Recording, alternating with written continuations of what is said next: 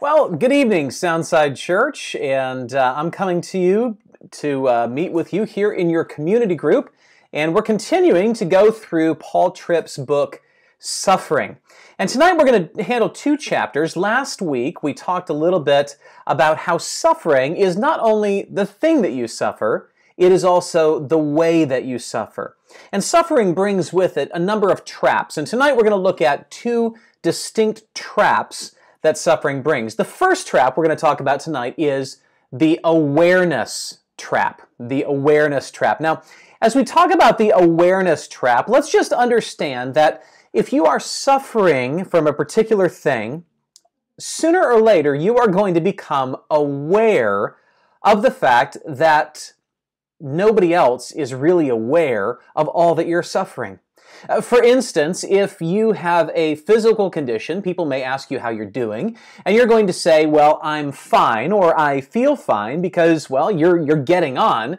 But that person doesn't understand how that physical condition might be limiting opportunities that you have, or limiting dreams that you may have. And so you're living with these limitations as well as the physical condition, and nobody else is aware of it.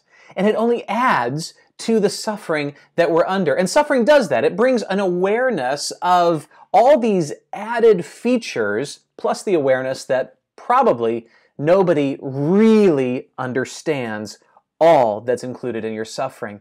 And so this awareness trap tends to build the suffering up, but at the same time, it also masks something. It masks that suffering is a spiritual battle. Suffering is a spiritual battle. Now, one of the things that Paul Tripp does in his book is he does want to make sure that we are not minimizing physical or emotional or mental suffering. It's very, very real. In fact, the Psalms, the largest category of Psalms is lament, lamenting suffering. And so the Bible gives voice to the suffering of God's people. It's absolutely in the Bible. But something else the Bible does for us is gives us a suffering Savior. And I actually, if you'll bear with me for just a second, I do want to read this to you because it's massively encouraging. This is on page 45. The Bible does even more than that. It presents to us a suffering Savior. There was no relief to the travail of Jesus. It began with the ignominious conditions of his birth, to having to immediately flee with his parents for his life, to being essentially homeless, to being despised and rejected, to facing cruel injustice while being betrayed and forsaken by those closest to him, to facing torture and crucifixion, and finally, the ultimate torture of having the Father turn his back on him. And I would add, because I think it's implicit in what Tripp is saying here, I would add the fact that Jesus went through all of that knowing that there was no one on earth who could fully understand everything that he was going through. And so we put this into perspective to say we're not minimizing physical suffering, but we are wanting to highlight something that we may not be aware of, and that is the spiritual warfare that is going on in the midst of suffering. Here's the truth. Suffering always is going to put your heart under attack. It's not just about your life, it's about your soul. And maybe we can explain that a little bit by talking about the way that two people can suffer the same thing and yet experience it very differently. Why is that? Why can two people suffer the same thing and experience it differently? Well, the answer is because they are two different people and they bring two different sets of thoughts and emotions and beliefs to the suffering.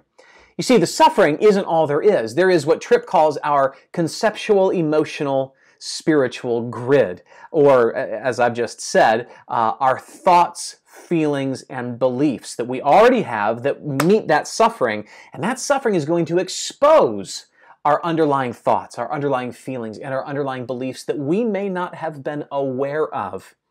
And actually, that's kind of good news. It's good news because it means that suffering is part of what God can do to fix the way we think, the way we feel, the way that we believe. But it's also important for us to recognize, as Tripp says on page 49, that the sense that you make out of God's involvement or non-involvement in your suffering, the sense you make out of His purpose for or distance from your suffering, and the conclusions you make about His care and ability to help you, all of that is going to have a huge influence on your experience of suffering. That is, What you think about God is going to influence how you suffer. What you think He's up to is going to influence how you suffer. And so suffering is never going to leave us the same. We run into traps of temptation that greet every sufferer. And it's either going to, it can bring out doubt and questions, it can destroy our faith, that may not have been strong to begin with, or it can strengthen our faith because we believe God is at work.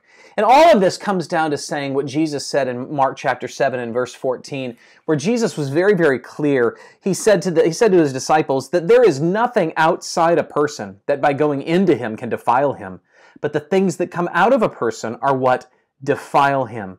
What comes out of a person is what defiles him. For from within, out of the heart of man, come evil thoughts, sexual immorality, theft, murder, adultery, coveting, wickedness, deceit, sensuality, envy, slander, pride, foolishness. All these evil things come from within, and they defile a person. And so suffering can be one of the ways that God addresses what's going on inside of us. And that's why it's a spiritual warfare. Satan's going to want to use that to claim our hearts. God is going to use that to claim our hearts. And suffering can be dangerous. It can be exposing our heart to temptations we've never seen before.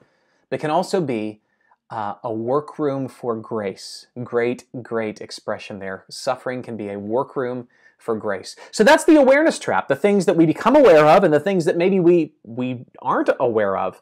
But as that awareness builds, it leads us into another trap, and that is what Tripp calls the fear trap. The fear trap. And we have to think, because we never do stop thinking, do we, about fear.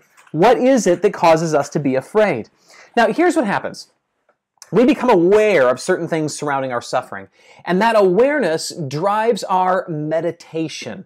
Now, when I say meditation, I'm not talking about a spiritual discipline. I'm just talking about what you think about by default. When you're not focused on something, when you're not working on something, when your mind is free to kind of relax, reset, where does it go? Where does it go? That's your default thinking. And whether you've experienced something really good or something really bad, that tends to be where your mind goes. That tends to be what you meditate on. And if you're suffering, guess what you're going to think about more than anything else? You're going to think about that stuff that you have just become aware of. And that meditation, the stuff that you think about, is what is going to stimulate fear. Fear. So, and it's important for us to just stop and think, what am I thinking about? Okay, because we think all the time, and there is something that is powerful enough to kidnap our thoughts and have a powerful effect on our emotions and responses. I want to think about a couple biblical characters. Think about Abraham for just a second. Abraham, who had lived his whole life, and God promised, you're going to have a son. This son is going to be the one through whom I bring blessing into the entire world. And it doesn't happen, it doesn't happen, it doesn't happen, it doesn't happen. And finally, Abraham he's super old, and he has this child. He and Sarah have the child. They name him Isaac, and it's this miracle child. And Isaac's, I think he's like 12 years old or something like that. And God says, "Hey, Abraham, I want you to take Isaac, your only son, and take him up to the top of the mountain, and I want you to sacrifice him. Offer him up as a burnt offering to me." Now, what's going through Abraham's mind at this point? Fear, maybe. Well, that's not what's going through his mind. We know because we read the rest of the story. Instead of fear, what do we see? We see faith. We see faith. You see, Abraham had to decide whether he was going to think on the awareness of how bad things could get, or he could think about, what do I know of God? What do I know of God? And let that take over. Let that become his meditation. Or you consider the Israelites. For 40 days, Goliath, the giant, taunted the army of Israel, taunted the God of Israel. And David shows up, and he's like, who's this Philistine? I mean, it's Goliath. He's a giant, right? Nobody can go out there and fight him. But David does. Why? Why does David go out there and fight this giant when an army of Israelites, an entire army, is paralyzed by fear? Because the army of Israelites was focused on the giant. David comes to the giant. David says, you come at me with a sword and a shield. I come at you in the name of the God of Israel, whose armies you have defied. David saw God, the army saw the giant. And so what they meditated on drove what was going on. It's why the Bible in Psalm 19 tells us this prayer to God, let the words of my mouth and the meditation of my heart be acceptable in your sight, O Lord, my rock and my redeemer. What you fear, will be directly influenced by where you focus the thoughts of your heart. There is a direct connection between what you meditate on and what you fear. And so that's what I think it's a good example, or rather a good reminder for us, that one of the things that fear does is fear prompts forgetfulness. God has not been absent from your life, but when you are afraid of something, when you're focused on fear, when that suffering stimulates fear, what are you not thinking about? You're not thinking about God. You're not thinking about all the things that God has done for you. You have forgotten. And that's why many of the Psalms prompt us to remind ourselves of what God has done. We have to bring God back into the picture. Psalm 136, I'm not going to read it for you right now. It's quite a long song, 20-something verses, but it's very repetitive because each verse gives you a line of something about God, and then the next line says, for his steadfast love endures forever. Something about God, for his steadfast love endures forever. Something about God, for his and it was done like in the congregation, the worship leader would sing the first line, the congregation would sing the second, reminding themselves of their faithful God. It kind of reminds me of Hollywood, some of the tricks they play on us in movies, right? We tend to think that the heroes in the movies, or even the villains in the movies, are somehow very tall and very imposing. And a lot of times it's just movie magic. They're just using a camera angle shooting up. Maybe the actor is wearing lifts in his shoes, or actually even walking around on boxes. And it gets kind of funny sometimes. I mean, one kind of popular example, Tom Cruise and Nicole Kidman used to be married together. They did several movies together. And as a matter of fact, Tom Cruise is 5'7", Nicole Kidman is 5'11". But you would never know that watching those movies. Why? Because they try to make sure that they're altering our perception to make, well, Tom Cruise look bigger than he is.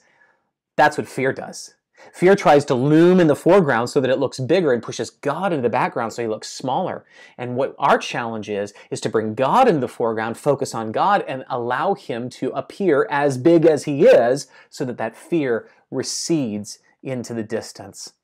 And so we need to make sure that fear does not become the lens by which we view our troubles. Instead, let our faith become our lens. These are two powerful traps that suffering can lead us to fall into. The awareness trap, where we become aware of so many things and that drives our meditation and that stimulates fear, or we can become aware of the fact that this is a spiritual warfare as much as it is physical, and God has a purpose and a plan for this suffering, and that purpose is for his glory and your good.